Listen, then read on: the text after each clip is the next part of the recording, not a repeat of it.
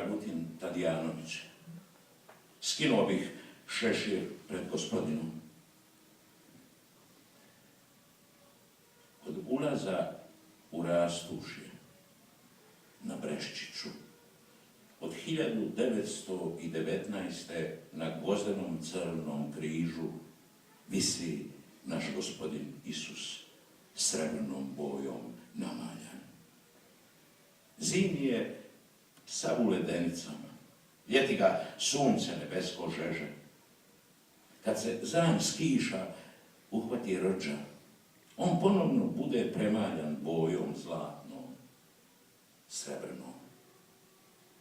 A ja uvijek bih, dolazeći u Rastušje pri povratku iz daleka grada, tužan, svite glave, pred srebrnim gospodinom s pobožnošću skinuo